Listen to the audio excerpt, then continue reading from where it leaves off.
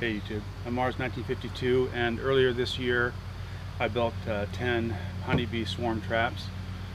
Put them all out. Of course I put a video out to show you how to make them. And I promised that at the end of the season I'd let you know how they did. Well, the good news is, well, there isn't any good news. I got 0 honeybee swarms. 0. I had a couple of traps that the bees were interested in, but they didn't stay. And worse than that, the squirrels liked them a lot. So this one is ruined. Squirrel, I rolled up on this one. It was the second one I took down, and there was a squirrel hanging upside down chewing on it. Half a dozen of the other ones have squirrel damage. This one is pretty much irretrievable. I don't know. So let me take them apart and look inside. There was one that might have had some activity in it, and I'll cut away to that. Here's another one with squirrel damage. This has got a corner chewed off and a corner of the lid chewed off. I can take the lid from the other damaged one and fix this one up, maybe past the corner. This one might be a little bit more interesting. It's got some kind of insect debris here at the bottom, and it was knocked askew on the tree. This is up 8 feet off the ground.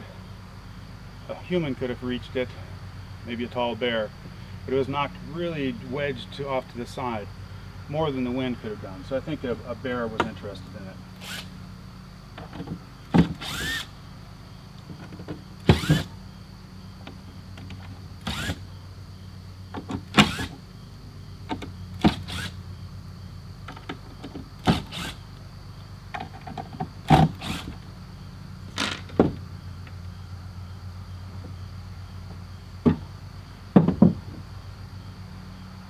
Well, there's not too much in here.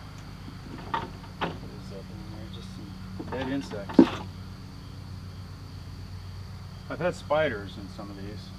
I didn't have any brood comb. I have very few deep frames to put in here. I put lemon oil in.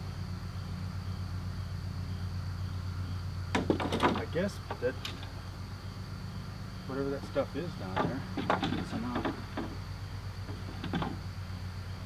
Just spider web and spider debris, I guess. So not very interesting after all. Needs to be cleaned up. So I took this one apart and I found some brown paper wasps. I don't know what the correct name for them is, but they're the type of wasps that make flat paper nests, usually under an eave, and they're solid brown. So I just sealed it back up. I closed the capture lid, and I'll wait for it to be colder. I'll come out and get rid of them then. Okay, I've opened them all up. No honeybee activity, just spiders, earwigs, and wasps.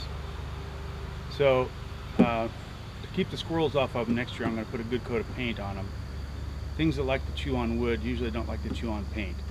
So paint them up this fall. Give them plenty of time to gas off over the winter so the honeybees won't be affected. I'm going to try to get some queen bee lure and my hands on some old brood comb somehow.